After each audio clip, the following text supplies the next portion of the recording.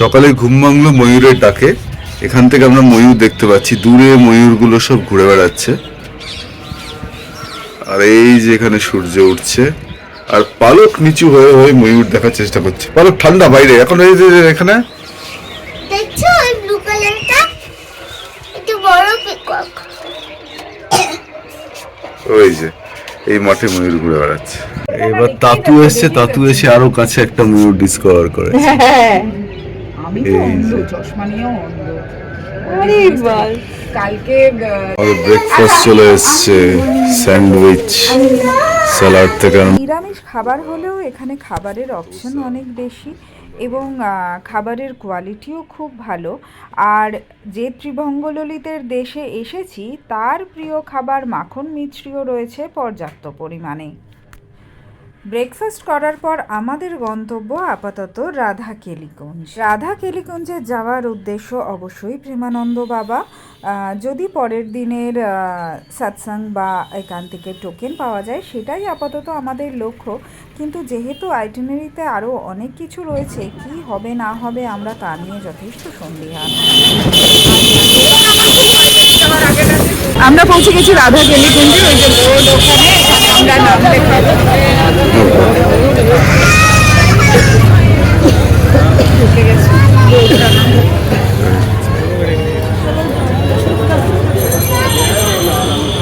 রাধাকেলিগঞ্জের ভেতরে ঢুকেই মনটা ভালো হয়ে গেল। আশেপাশে বেশ কিছু স্টল রয়েছে, সেখান থেকে আমার অনেক কিছু কেনাকাটিও রয়েছে। তবে সবার আগে রাখতে হবে জুতো।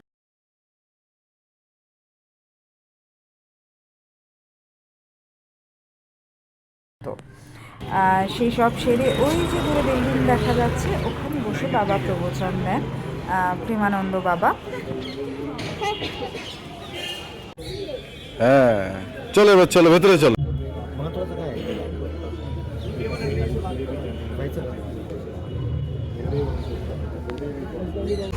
পালক আর তাতু এখন রেখে বিস্কিট খাওয়াতে বেরিয়েছে, এই এক প্যাকেট বিস্কিট। নিচে দিয়ে দাও, নিচে দিয়ে দাও, খেয়ে নেবে, নিচে দাও, হাত দিয়ে দিও। বিস্কিট ওকে পার্লেজি খাচ্ছে, তাতে তাতু বলেছে যে এখানকার বিস্কিট ভালো, কিছু বিস্কিট খায় ওরা, তাহলে তাহলে আরো টেস্টি বিস্কিট খায় কিছু, তাই পার্লেজি ওদের ভালো লাগছে না। যা সংগ্রহ করছে ওই যে হনুমান চশমা নিয়ে নিয়েছে কার।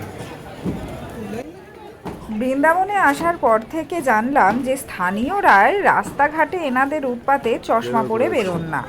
এখানে হনুমানের চোখে চশমা পড়তে চাইছে, এখানে তাতু ভাবছে চশমাটা কি পরে থাকবো না খুলে দেবো। হনুমান এখানে কি করছে? মাংকি মাংকি জীবননন্দা চলে এসছে, আমরা চা খাবো। তাতু আর পালক এখানে বসে আছে, কুকুর টুকুর খাওয়ানো হয়ে গেছে, চিরন্তন্দার কুপন শেষ হয়ে গেছে, চিরন্তন্দা বেরিয়ে এসছে। এইটা এবার দেখা যাচ্ছে হনুমান ফ্রুটি খাচ্ছে ওপরে বসে।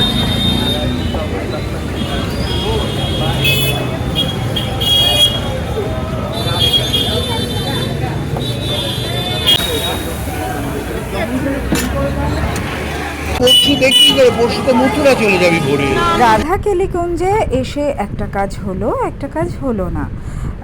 টোকেন শেষ হয়ে যাওয়ায় আমরা পরের দিনের মহারাজজির সেশনের টোকেন পেলাম না। কিন্তু শ্রীজির দর্শন এত সুন্দর হলো যে মন ভরে গেছে। তো আমরা এখন যাচ্ছি বাকি বৃন্দাবন দর্শনে। আপাতত লক্ষ্য বাঁকি বিহারীজি দর্শন। আমাদের সঙ্গে একজন পুরোহিত রয়েছেন, তিনি নিয়ে যাচ্ছেন। আর এখানে আমাদের ছেড়ে দিতে হবে ই রিক্সা। আর এই ছোট্ট বাচ্চাটি চলে এসেছে আমাদের সবাইকে তিলক লাগাতে। আমি খুশি হয়ে ওকে একটু বেশিই দিলাম। আর তাতেও বলল, তাহলে কি তোমাদের সবাইকে রাধা সাজিয়ে দেবো? আমি বললাম না না, সে থাক, আপাতত আমরা তিলক ধারণ করেই এগিয়ে যাই বাঁকে বিহারীজির দিকে।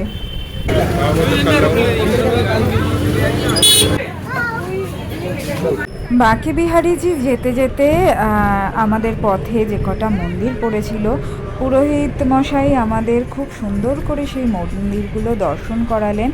আর সব থেকে কম ভিড় পেয়েছিলাম আমরা এই মন্দিরটিতেই, ভীষণ ভালো দর্শন হয়েছিল। আর বাঁকে বিহারীজির সঙ্গে এই বিগ্রহের কিন্তু খুব মিল রয়েছে এবং মন্দিরের ভেতরের কারুকার্য ভীষণ সুন্দর। আর মনে আছে তো আমরা যেখানে আছি সেই হোটেলের মন্দিরের পুরোহিত বলেছিলেন আপকা চশমা লেকে জায়গা।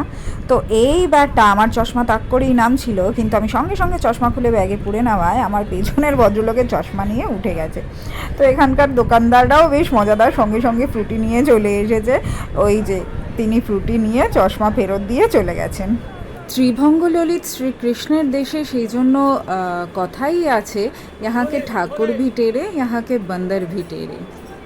তো যাই হোক, সেসব ছেড়ে আমরা এগিয়ে চললাম বাঁকে বিহারীর উদ্দেশ্যে। কানে বাঁশি আর মনে শ্যাম সুন্দর। যত এগোচ্ছি বৃন্দাবন বৃন্দাবন গন্ধটা আরও প্রখর হচ্ছে।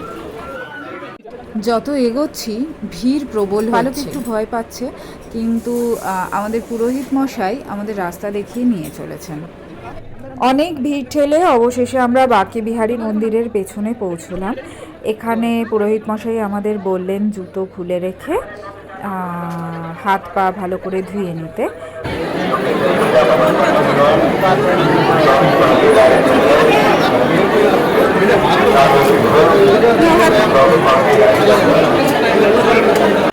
এই হচ্ছে বৃন্দাবনের বিখ্যাত বাঁকে বিহারী মন্দির। ভালো করে দেখলে দেখতে পাবেন সামনের গেটটাও বেলুন দিয়ে সাজানো। আর এখানে আমাদের শ্রীকৃষ্ণ একেবারে বালরূপে পূজিত হন। বৃন্দাবনে এসেছেন আর বাঁকে বিহারী দর্শন হয়নি এমনটা খুব একটা ঘটে না, কিন্তু আমরা মন্দিরে ঢোকার আগেই ভিড়ের কারণে মন্দিরের দরজা বন্ধ করে দেওয়া হলো। কিন্তু নিরাশ হওয়ার সত্যি কোনো কারণ নেই। বাঁকে বিহারী আমাদের ওপর রেগে আছেন এমনটা নয়, সেটা বুঝতে পারলাম ঠিক 10 মিনিটের মাথায়। ভিড় ঠেলে যেখানে গিয়ে পৌঁছলাম সেই মন্দিরের নাম রাধাবল্লভ। আর ব্রজভূমিতে বলা হয় রাধাবল্লভ দর্শন দুর্লভ, মানে ওখানে যারা থাকেন তারাও সবসময় রাধাবল্লভের দর্শন পান না। তাই বাঁকে বিহারী মন্দিরের দরজা বন্ধ করে রাধাবল্লভ আমাদের টেনে এনেছেন সোজা তার মন্দিরের প্রাঙ্গণে। আর সত্যি বলছি, এত সুন্দর দর্শন হলো সামনে থেকে, এত সুন্দর দর্শন হলো যে তা ভাষায় প্রকাশ করা যায় না। আর বৃন্দাবনের প্রতিটি ঠাকুরের মুখের এত সৌন্দর্য যে আপনি তো মুগ্ধ হয়ে শুধু দাঁড়িয়ে থাকবেন। আমাদেরও সেই অবস্থাই হলো রাধাবল্লভের দর্শন করে প্রসাদ পেয়ে।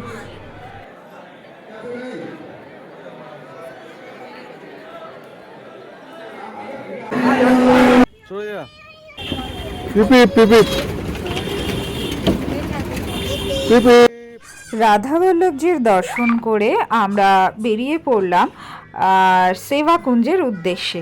আর এখানে বলে রাখি, সেই যে জুতো রেখেছিলাম বাঁকে বিহারী মন্দিরের পেছন দিকে, তারপর কিন্তু আমাদের এই ঘোরাঘুরি সব চলছে খালি পায়ে।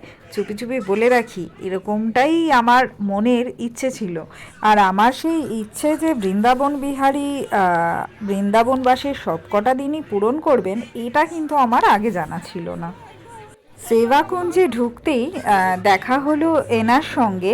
ইনি ঝাড়ু দিচ্ছিলেন, ঝাড় লাগাচ্ছিলেন গোটা প্রাঙ্গণে, এবং আমাকে দেখেই উনি বললেন আপ লোক বাঙালি হ্যাঁ, বলে চৈতন্য মহাপ্রভুর কিছু পথ শোনালেন।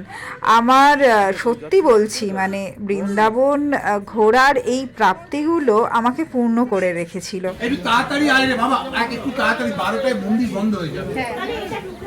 ওদিকে চিরন্তনদা আমাদের রীতিমতো তাড়া দিয়ে দিয়ে বের করে নিয়ে চলেছে, তার কারণ আমাদের গন্তব্য সেবাকুঞ্জের পরে রাধারামন মন্দির। আর 12টা বেজে গেলে রাধারামন মন্দির বন্ধ হয়ে যাবে, কারণ তখন ওনার রাজভোগের সময়। এখানে ঝাড় দিচ্ছে, পরিষ্কার করে রাখেন, কারণ আরাধ্যরা এখানে আসবেন সন্ধেবেলা।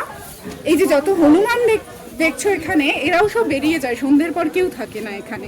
আর বলা হয় এই যে যত তুলসী বন রয়েছে, গাছ রয়েছে, এ বাবা নিজে পড়লো, আরে ও খুলে দিয়েছে। এখানে যত গাছ রয়েছে, এরা আসলে গাছ নয়, এরা হচ্ছে গোপিনীরা। ওই রাসের সময় এরা সব গোপিনী রূপ ধরে রাসলীলা করে। আর একটা জিনিস আমি কিছুদিন আগে জানলাম, অনেকে এসে নিধিবনের মাটি নিয়ে যান, কিন্তু নিধিবন, রমনরেতি আর গিরিরাজের শিলা এগুলো এখান থেকে বাইরে নিয়ে যাওয়া বারণ। যমুনাগড়ের মাটি নিয়ে যাওয়া যেতে পারে।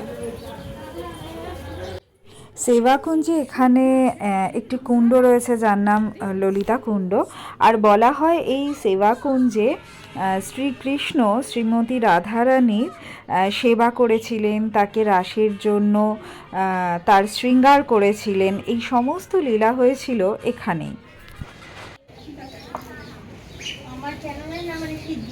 হাজার গোপিনী হচ্ছে জীবাত্মা, মানে তুই মানে দা সুপ্রিম কনসেন্স, আর তোর মধ্যে যে কনসেন্সটুকু আছে সেইটার মিলন হচ্ছে রাসলীলা বেসিক্যালি। এই সঙ্গমিতা ঠিক বললাম কি? মানে সেই আমি চিরন্তনদা, রাখি বৌদি মিলে বৃন্দাবন যাওয়ার আগে একটা আইটেনারি বানিয়েছিলাম বটে, কিন্তু বৃন্দাবনে পৌঁছানোর পর দেখলাম সেই আইটেনারি ছিঁড়ে ফেলে দেওয়া হয়েছে এবং যাদের ব্রজভূমি তারা নতুন করে একটা আইটেনারি তৈরি করেছেন। তাই সেবাকুঞ্জ থেকে আমরা সোজা পৌঁছে গেলাম রাধা দামোদরজির মন্দিরে। এখানে পৌঁছানোর পর একটা আলাদা পরিবেশ। এখানে ভক্তরা নিজেদের মধ্যে কেউ গান গাইছেন, কীর্তন করছেন, কেউ সেই কীর্তনে মেতে উঠে নেচে উঠছেন। অদ্ভুত একটা পরিবেশ। এখানে বোধহয় সত্যিই ঘন্টার পর ঘন্টা কাটিয়ে দেওয়া যায়।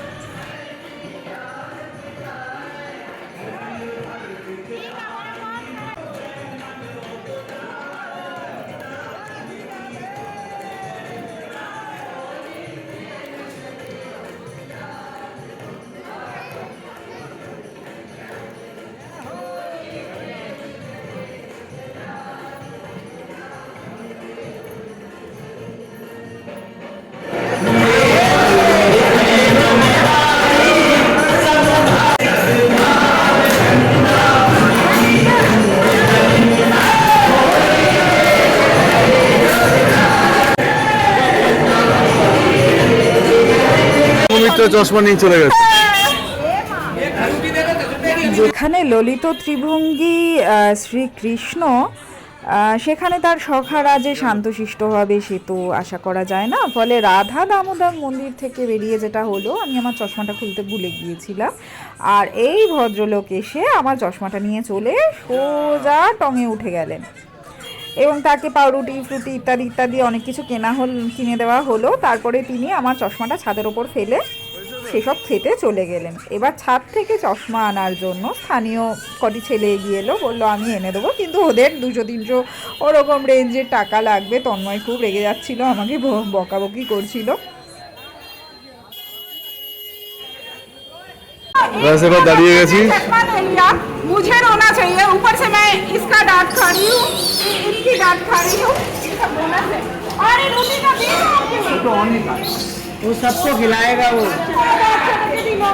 দেবে দেবে, ওই যে ওপরে নিয়ে। আরে ও ধীরে ধীরে এই ঘন্টু চশমা না দে। लड़का गया है ना, अब लेके आएगा। लड़का गया अब लेके आएगा। तो गया ऊपर आ गया लड़का। अपना मोबाइल नहीं होगा टाको नहीं। তা তুই কমেডি সার্কাস হচ্ছে এবার, হ্যাঁ সেটা টেনশন নিস না। नहीं है नहीं लिया। आ जा।